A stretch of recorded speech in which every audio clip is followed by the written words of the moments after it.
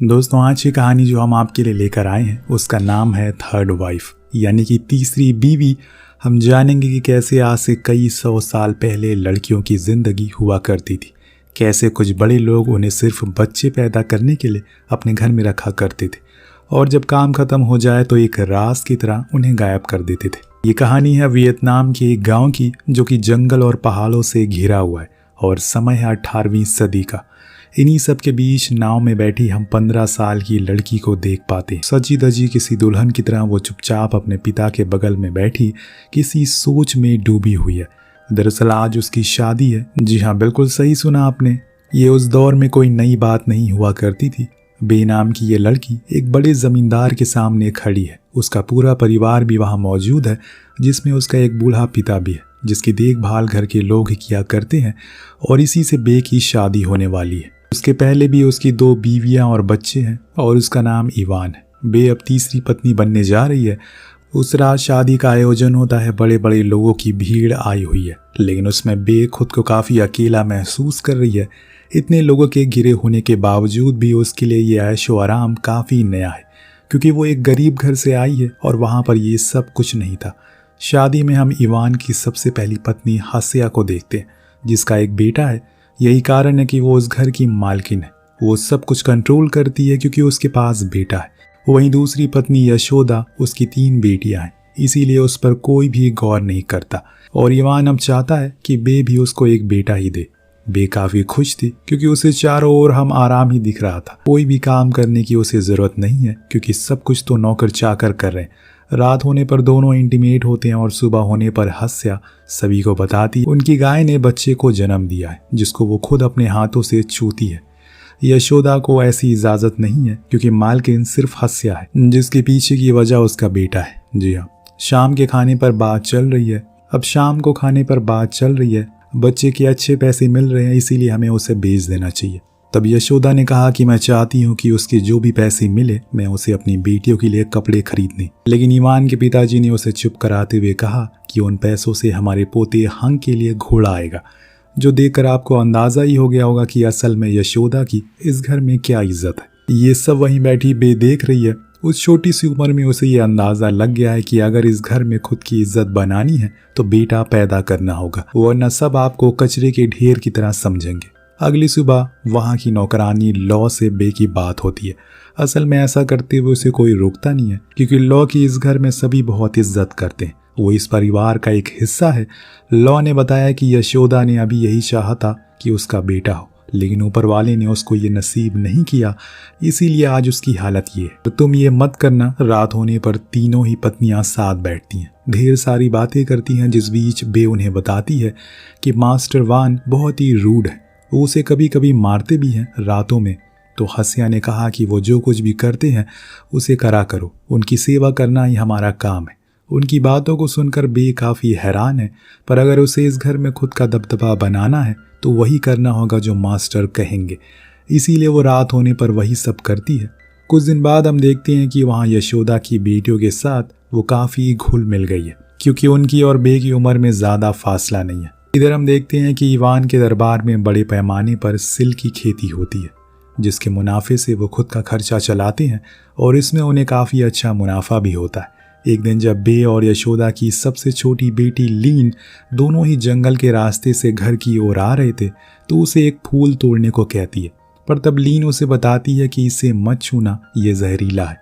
धीरे धीरे ऐसे ही अब उस घर में बे की जिम्मेदारियां बढ़ती चली गई।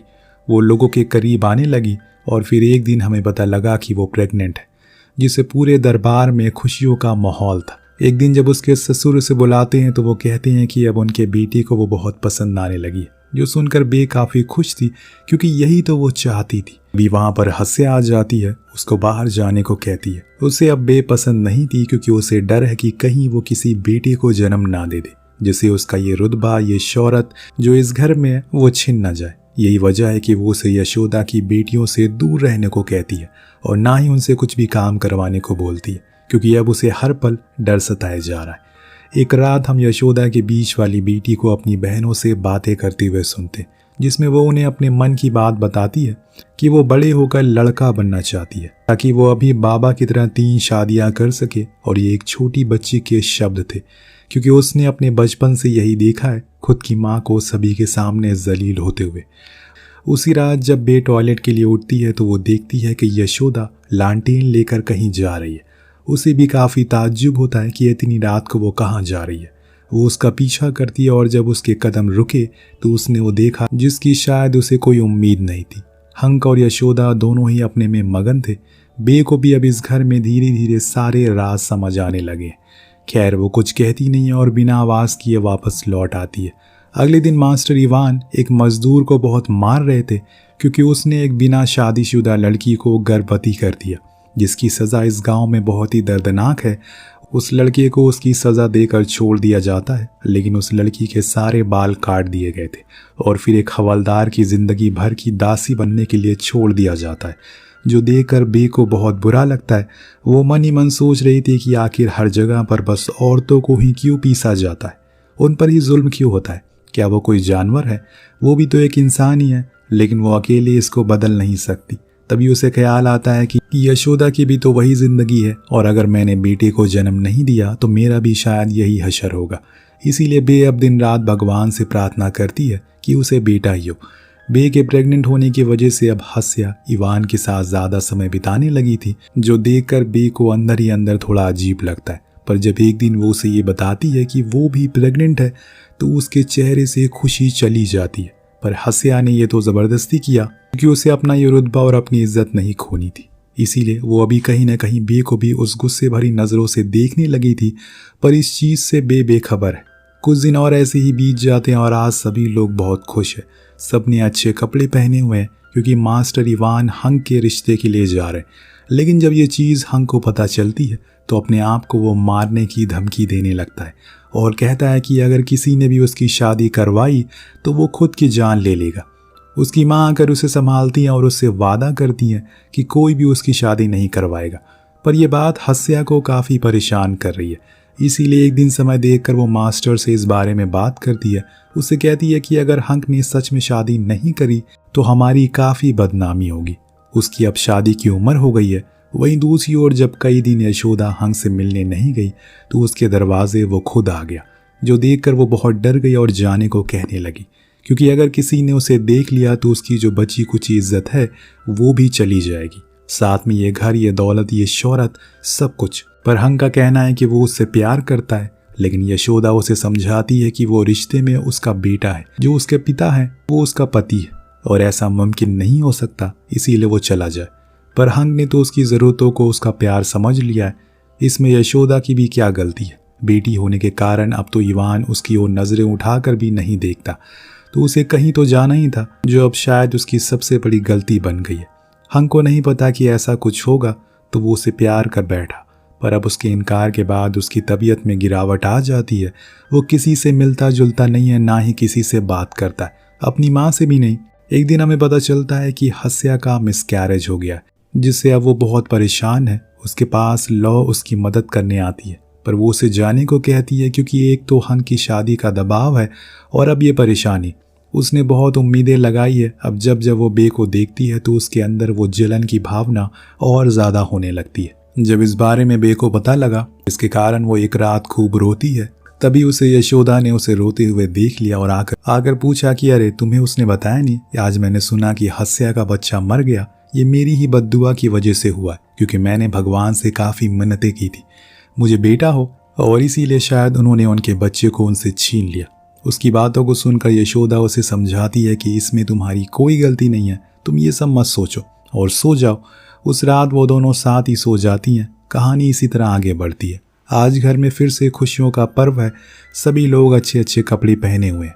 बे ने खुद को और अपने ससुर को तैयार किया, वही हंक को उसकी माँ ने, लेकिन उसके चेहरे पे कोई मुस्कान नहीं है। शायद वो ये सब सिर्फ अपने पिता की ज़बरदस्ती करने पर कर रहा है। खैर शादी तो हो गई उसकी, लेकिन रात होने पर हंक अपनी 13 साल की पत्नी की ओर मुंह उठाकर भी नहीं देखता। वो बेचारी तो अपनी ओर से पूरी कोशिश करती है, लेकिन हंक उसे गंदी गंदी गालियां देता है और वो भी शराब के नशे में। वहीं एक और हम यशोदा और बे को देखते हैं, जो एक साथ समय बिता रही हैं, लेकिन तब बे उसकी ओर आकर्षित हो जाती है। उसे पता ही नहीं चलता, लेकिन आखिरी समय पर यशोदा ने उसे रोका, कहा कि अरे ये पाप है, तुम माँ बनने वाली हो, भगवान मुझे कभी माफ नहीं करेंगे। बे कहती है कि इसमें क्या गलत है, मैं आपसे प्यार करती हूँ। तो यशोदा ने उसका जवाब देते हुए कहा कि हाँ मैं भी प्यार करती हूँ, लेकिन एक माँ की तरह। बे रोते हुए उसकी गोद में सर रखकर सो जाती है। इस बीच बाहर दरबार में हम कुछ शोर सुनते हैं। हंग काफी चिल्लम चिल्ली कर रहा है। वो इस लड़की को अपनी बीवी नहीं बनाएगा, ना ही कोई रिश्ता रखना चाहता है। उसकी बातें बाहर खड़ी ये लड़की सुन रही है। कुछ देर बाद उसके पिता को बुलाकर बताया जाता है, हंग ने आपकी बेटी को छुआ तक नहीं है, हम उसकी दोबारा शादी का पूरा इंतजाम करेंगे, डबल दहेज देंगे, अच्छे से अच्छे लड़के को ढूंढकर उसकी शादी कराएंगे, लेकिन अभी आप इसको लेकर जाइए। वो 13 साल की लड़की वहां बैठी ये सब सुन रही थी। उसे लग रहा है कि उसके पिता उसकी बात को समझेंगे, लेकिन ये क्या। वो तो ईवान से कहते हैं कि अब उसकी बेटी की शादी हो गई है। अगर उस लड़की ने उसकी बेटी को रात में छुआ नहीं तो जरूर उसमें उसकी बेटी की ही गलती होगी। के मुंह से ये सब सुनकर उसे तो लगातार उसके आंसू गिरते जा रहे थे, लेकिन उन्होंने तो उसकी ओर एक बार आंख उठाकर भी नहीं देखा। क्या यही वैल्यू है इस समाज में औरतों की? क्या सच में उन्हें सिर्फ बच्चे पैदा करने के लिए रखा जाता है? 2 दिन बाद बे को लेबर पेन होना शुरू हो जाती है, पर अभी एक समय पर डॉक्टर तो शहर गया है, इसीलिए लॉ और यशोदा दोनों ही उसकी डिलीवरी करने में मदद कर रही हैं। लेकिन बे को बहुत पेन हो रहा है, जिससे कि वो वहीं बेहोश हो जाती है। बाहर खड़ी हस्या ये सब देख रही है, उसे उसका दर्द देखा नहीं जाता, तो वो उसकी मदद करने के लिए अंदर आती है और तब वो एक बच्चे को जन्म देती है, जिसकी आवाज़ को सुनकर बे को होश आता है। पर उसके मन में एक ही सवाल था, क्या वो लड़का है? तब यशोदा ने बताया कि तुम्हें बेटी हुई है, जो सुनकर उसके चेहरे पर एक मायूसी छा जाती है। ऐसा नहीं है कि वो अपनी संतान को प्यार नहीं करेगी, बिल्कुल करेगी, वो उसे हमेशा अपने सीने से लगा कर रखेगी, लेकिन अब समाज उसे वो इज्जत नहीं देगा जिसकी शायद वो हकदार है। तो वहीं हमें पता चलता है कि हंग की पत्नी ने खुद की जान ले ली। उसे उस गुनाह की सजा मिली जो उसने कभी किया ही नहीं। इधर अपनी बदनामी के डर से हंग अपने पिता के पास आकर माफी मांगने लगता है, लेकिन अब बदनामी तो उनकी भी होगी। क्या मुंह दिखाएंगे वो पूरे समाज को? अभी तो 1 महीना भी नहीं हुआ उनकी शादी को। काश उस दिन उस लड़की के पिता उसे अपने साथ ले जाते, लेकिन अब सब कुछ खत्म हो चुका है। रीति रिवाजों से उस लड़की को सजाया जाता है, लेकिन सफेद कपड़ों में। फिर उसे एक दिन ताबूत में रखा जाता है। उस रात बे उसके पास आकर उसे देखकर रोने लगती है। कितनी मासूम है वो। अभी कुछ दिन पहले ही तो उसकी डोली उठी थी, लेकिन कल उसकी अर्थी उठने वाली है। पर ये क्या? इन सब के बीच बे के चेहरे पर एक डर देखने को मिलता है। वो अपनी बेटी के पास जाकर लेट जाती है और बस उसी सोच में डूब जाती है कि कहीं उसका भी तो वही भविष्य ना हो। अगर उसकी बेटी ने ऐसा कुछ कर लिया तो वो जीते जी मर जाएगी। अगले दिन उस लड़की की अर्थी उठती है और कुछ मर्द उसको लेकर गुफा में चले जाते हैं। उसके बाद हम बे को देख जो कहीं जाते हुए दिखाई जाती है, जिसके कुछ देर बाद वो जगह पर बैठ जाती है। अपनी बेटी को जी भर के देखने लगती है। उसके लिए वो उसके जिगर का टुकड़ा है। इसी बीच हम बे के हाथ में उसी जहरीले फूल को देखते हैं। जी हाँ, आपने जो सोचा वही होने वाला है। एक माँ के लिए ऐसा करना खुद को मारने से ज्यादा दर्द भरा है, लेकिन बे को पता है कि अगर उसकी बेटी जिंदा रही तो जो दर्द उसे ये समाज देने वाला है वो उसे देखकर बर्दाश्त नहीं कर पाएगी। इसीलिए आज वो ये कदम उठाने जा रही है। कुछ देर बाद हम उस बच्ची की रोने की आवाज़ को सुनते हैं, यानी कि उसकी भी कहानी खत्म हो गई है। न जाने कितनी और लड़कियों की तरह उसे भी उड़ने से पहले उसके पंखों को काट दिया गया, मार डाला गया है। इसके दूसरी ओर हम यशोदा की सबसे छोटी बेटी लीना को देखते हैं, जो अपने बालों को काट रही है।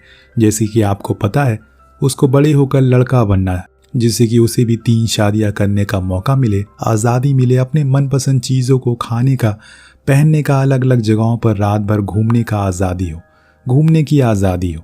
अब वो अगर लड़की रह गई तो ये सब वो थोड़ी कर पाएगी। यही सोच है समाज की, जो उस दौर में भी थी और आज के दौर में भी शामिल है।